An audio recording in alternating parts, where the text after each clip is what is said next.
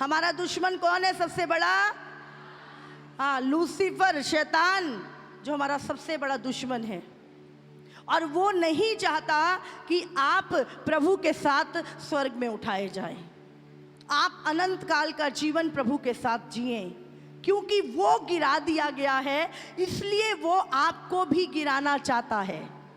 वो विश्वास योग्य नहीं रहा तो वो चाहता है तुम भी विश्वास योग्य ना रहो। उसने परमेश्वर के विरुद्ध पाप किया, वो चाहता है तुम भी परमेश्वर के विरुद्ध पाप करो। वो अनाज्ञाकारी बना परमेश्वर का, वो चाहता है तुम भी अनाज्ञाकारिता में अपना जीवन जियो। वो घमंड से भरा हुआ था, वो चाहता है तुम भी घमंडी बन जाओ। कितनों को समझ में आ रहा है? जो नेचर डेवल का है वो चाहता है तुम उसके बच्चे बन जाओ और उसके चलाए चलो। पवित्र आत्मा क्या चाहता है? क्या लिखा है? जो पवित्र आत्मा के चलाए चलते हैं वो परमेश्वर की संतान है, और जो शैतान के चलाए चलते हैं वो शैतान की, समझ लो अभी।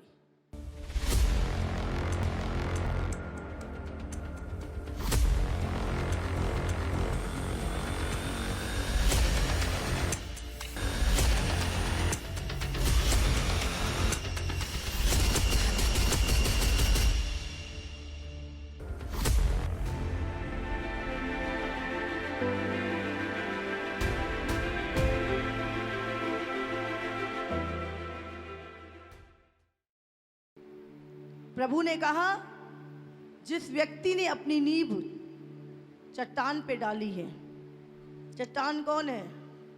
हाँ, यीशु मसीह। नींव कौन है? यीशु मसीह। हालेलुया। हमारी नींव यीशु मसीह है। और जब हम अपनी नींव को गहरी डालते हैं तो आंधी और तूफान आते हैं। प्रभु ने ये नहीं कहा कि अगर तुम मसीह में आ गए तो आंधी तूफान आने बंद हो जाएंगे। प्रभु ने कहा आंधी और तूफान तो आएंगे ही आएंगे और तुमसे टकराएंगे भी जरूर, पर यदि तुम्हारी नींव स्ट्रांग हुई, तुमने गहराई में नींव डाली है अगर, तो वो टकराएंगे और उल्टे लौट जाएंगे। हालेलुया। इसमें आंधी तूफानों की गलती नहीं होगी, इसमें गलती हमारी होगी कि हमने अपनी नींव मसीह में स्ट्रांग नहीं डाली। हालेलुया। हमने मसीह के वचन को ध्यान से सुना नहीं, समझा नहीं, उस पर चले नहीं, इसीलिए जब मुसीबतें आई, परेशानी आई, हम हिल गए। हालेलुया। तो हम आंधी तूफानों को, चुनौतियों को दोष ना दें, हम गहराई को पकड़े, परमेश्वर में गहराई को पकड़े। हालेलुया। जो कुछ वचन में लिखा है, मत्ती 24 उसका 35 वचन हम पढ़ेंगे। आकाश और पृथ्वी टल जाएंगे परंतु मेरी बातें कभी ना टलेंगी। हालेलुया। प्रभु कह रहा है आकाश और पृथ्वी टल जाएंगे पर मेरी बातें कभी ना टलेंगी। हालेलुया। समझ रहे हैं आप? आकाश और पृथ्वी टल जाएंगे, खत्म हो जाएंगे, पर मेरी बातें कभी बिना पूरा हुए ना टलेंगी। हालेलुया। तो हमें कितना अधिक परमेश्वर की बातों पे मन लगाना है और विश्वास करना है और अपनी तैयारी करनी है। हालेलुया। हालेलुया। क्या लिखा है? आकाश और पृथ्वी तो टल जाएंगे परंतु मेरी बातें, उसकी बातें कहाँ हैं? वचन में। हालेलुया। जो इसमें लिखा है वो कभी भी बिना पूरा हुए नहीं टलेगा। हालेलुया। जब यीशु मसीह के आने की भविष्यवाणियां हजारों साल पहले यशायाह की किताब में, बाइबल के पुराने नियम की हर किताब में लिखी गई कि एक उद्धारकर्ता, मुक्तिदाता प्रभु इस दुनिया में आएगा, वो कुंवारी से पैदा होगा, वो क्रूस पे चढ़ाया जाएगा और तीसरे दिन मुर्दों में से जी उठेगा। ये भविष्यवाणियां आज से 2000 साल पहले पूरी हुई और हजारों साल पहले की गई थी। हुई कि नहीं हुई? मसीहा आया कि नहीं आया? उद्धार करता आया कि नहीं आया? आया। उसके बाद जब यीशु मसीह इस दुनिया में आया, उसने भी अपने विषय में बताया कि मैं तुम्हारे लिए क्रूस पे चढ़ाया जाऊंगा और तीसरे दिन जी उठूंगा। ऐसा हुआ कि नहीं? हाँ, उसके बाद प्रभु यीशु मसीह ने क्या बोला? जब चेले मंदिर को दिखा रहे थे, संगमरमर को दिखा रहे थे कि कितना खूबसूरत है, यीशु ने कहा पत्थर पे पत्थर भी नहीं रहेगा जो ढाया ना जाएगा।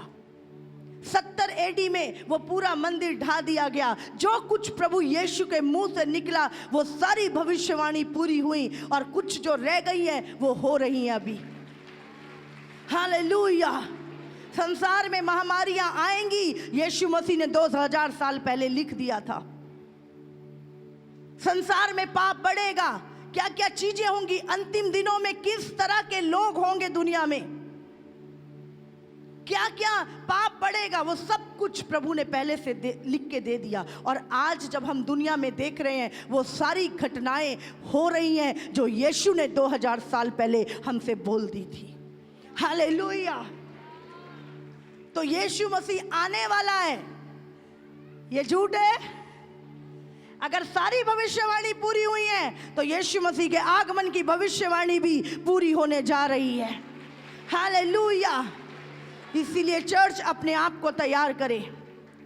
हमें अपनी तैयारी करनी है, इस संसार में रहने की नहीं, अपने प्रभु के साथ जाने की। 1 थिस्सलुनीयों 4 उसका 14 से हम निकालेंगे। क्योंकि यदि हम विश्वास करते हैं कि यीशु मरा और जी भी उठा, तो वैसे ही परमेश्वर उन्हें भी जो यीशु में सो गए हैं उसी के साथ ले आएगा। क्योंकि हम प्रभु के वचन के अनुसार तुमसे ये कहते हैं कि हम जो जीवित हैं और प्रभु के आने तक बचे रहेंगे, सोए हुओं से कभी आगे ना बढ़ेंगे। क्योंकि प्रभु आप ही स्वर्ग से उतरेगा, उस समय ललकार और प्रधान दूत का शब्द सुनाई देगा और परमेश्वर की तुरही फूकी जाएगी, और जो मसीह में मरे हैं वे पहले जी उठेंगे। तब हम जो जीवित और बचे रहेंगे उनके साथ बादलों पर उठा लिए जाएंगे। हालेलुया। ताकि हवा में प्रभु से मिले। हालेलुया। कितनों को समझ में आ रही है? लिखा है यदि प्रभु मरा और जी उठा तो हम भी उसी के समान जी उठेंगे। हालेलुया। और यहाँ पर स्पष्ट वचन बता रहा है यीशु मसीह के आगमन के विषय में। और प्रभु कह रहा है कि जो मसीह में पहले सो चुके हैं, मर चुके हैं, वो पहले जी उठेंगे, और जो जीवित हैं वो बदल जाएंगे और मसीह के साथ उठा लिए जाएंगे। हालेलुया। आपको क्या लगता है जब कलीसिया उठाई जाएगी, शैतान खुश है? हाँ, शैतान खुश है कि आप प्रभु के साथ उठा लिए जाएं। शैतान खुश है कि आप तैयारी करें परमेश्वर के साथ जाने की। वो क्या करेगा? हमें रोकेगा। वो नहीं चाहता कि हम परमेश्वर के साथ जाएं। क्यों? क्योंकि यीशु मसीह के आने से पहले हम सब उस शैतान के गुलाम थे। हम सब उसी की गुलामी किया करते थे। और जब यीशु मसीह आया, और बाइबल में लिखा है तुम सत्य को जानोगे और सत्य तुम्हें आज़ाद करेगा, और जैसे ही हमने सत्य को जाना और हम आज़ाद हो गए। हालेलुया। और शैतान नहीं चाहता कि और लोग सत्य को जाने। वो नहीं चाहता कि हम उसकी गुलामी से आज़ाद होके हमेशा के लिए परमेश्वर के साथ रहें। इसीलिए वो कलीसिया को भरमाने के लिए निकल चुका है। हालेलुया। युद्ध, हाँ, हमारा संसारिक चीजें, संसार से, लोगों से नहीं, संसार में जो दुष्ट आत्माएं हैं उनसे। दूसरा शारीरिक कामों से, अभिलाषाएं, लस्ट, जो हमारे अंदर हमारे शारीरिक बुरे काम जो हैं, और तीसरा शैतान के साथ। हालेलुया। प्रभु ने कहा संसार के सदृश्य मत बनो। संसार कहता है अब तुम मसीह के पास चले गए, अब तुम हमारे वाले काम नहीं करते, तो हमारी क्या होती है संसार में? फाइट चलती है, क्योंकि अब हम परमेश्वर के अकॉर्डिंग चलते हैं, वचन के अनुसार चलते हैं, इसीलिए संसार अब हमारा नहीं रहा। हालेलुया। और हम क्या होता है जब मसीह में आते हैं पहले से अच्छे हो जाते हैं। हाँ, अब आप बन गए प्रभु के। समझ आ रही है? जब एक व्यक्ति संसार से निकलकर परमेश्वर में आ जाता है तो उसके ऊपर परमेश्वर का अधिकार होता है और वो पवित्र आत्मा का मंदिर बन जाता है। और अब जो संसार में है वो किसके चलाए चल रहे हैं? बोलो, शैतान के। अब क्या हो गया? आत्मिक युद्ध शुरू हो गया। आप सीधा बोलोगे वो उल्टा बोलेंगे। तो आप बोले अरे क्या हो गया, तो मेरा इतना बढ़िया दोस्त था, इतना अच्छा रिश्तेदार था, इतना भला सो, इसको हो क्या गया? अब ये आत्मिक युद्ध शुरू हो गया। हालेलुया। कितनों के साथ ऐसा हुआ है? हाँ, सच्ची सच्ची बताओ।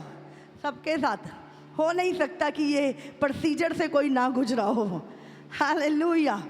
और लोग बिना बात के हमसे लड़ने की सोचते, बिना बात के हमें ताने मारते, बिना बात के, क्योंकि संसार अब हमारा नहीं रहा। हम किसके हो गए?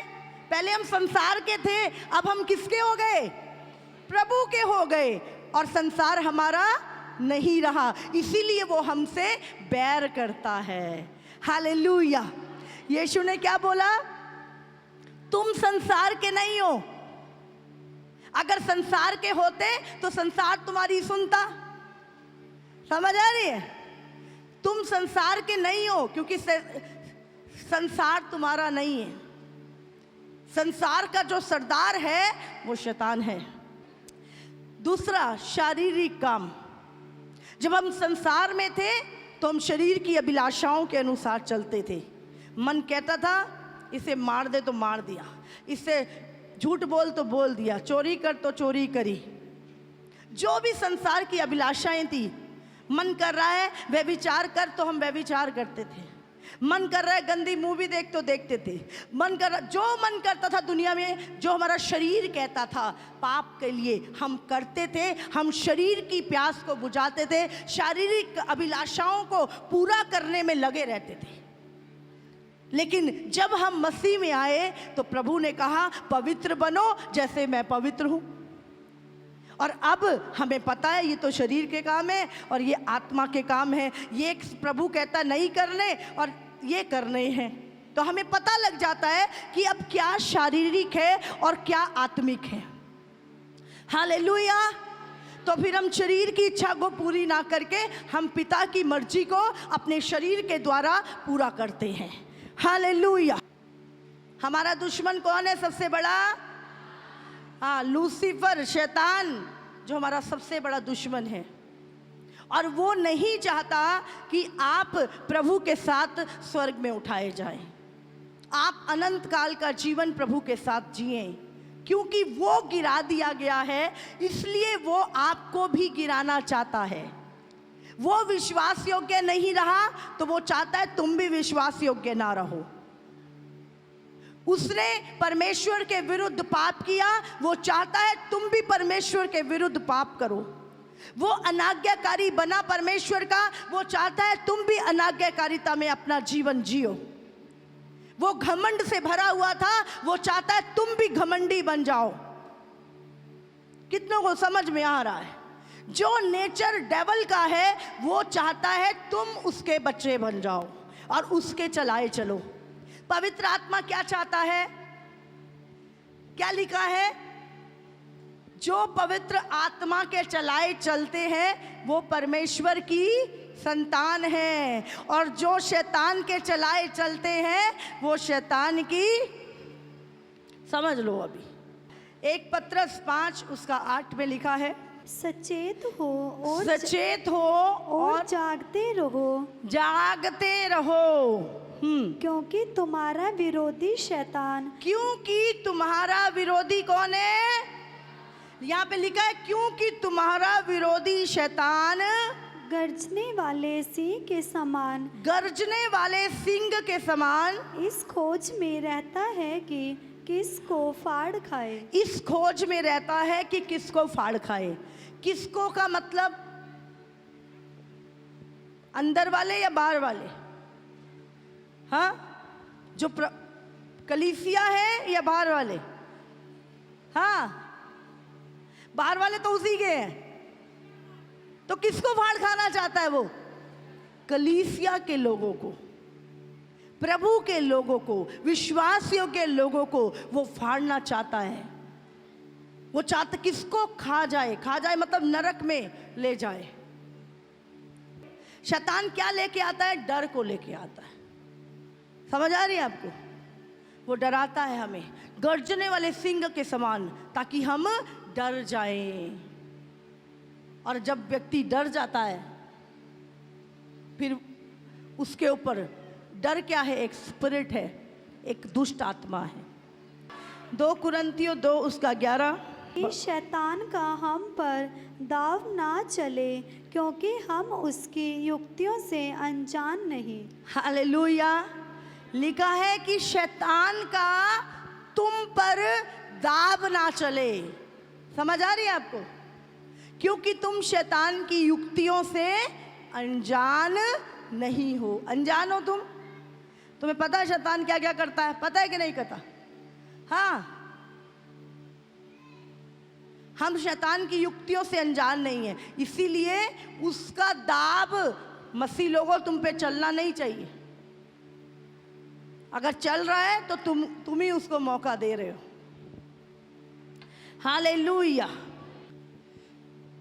यूहन्ना 8:44 तुम अपने पिता शैतान से हो और अपने पिता की लालसाओं को पूरा करना चाहते हो। यहाँ पर यीशु मसीह खुद बोल रहा है, जो यीशु प्रभु पे विश्वास कहता, तुम अपने पिता शैतान से हो और उसकी लालसाओं को पूरा करना चाहते हो। वो तो आरंभ से हत्यारा है। वो तो आरंभ से हत्यारा है और सत्य पर स्थिर ना रहा। सत्य पे स्थिर नहीं रहा, क्योंकि सत्य उसमें है ही नहीं।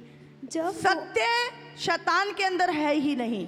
जब वो झूठ बोलता तो जब वो झूठ बोलता है तो अपने स्वभाव ही से बोलता अपने है, स्वभाव ही से बोलता है, क्योंकि वो झूठा है। क्योंकि वो झूठा है, वरन झूठ का पिता है। वरन झूठ का पिता है। शैतान का स्वभाव ही झूठ है। अभी देखो, अभी एक शेर आ जाए, हाँ, सब भागेंगे कि नहीं भागेंगे?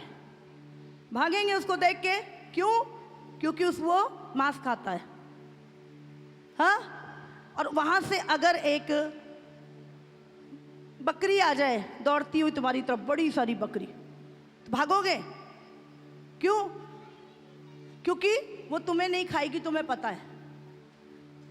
इसी तरह शैतान का स्वभाव क्या है?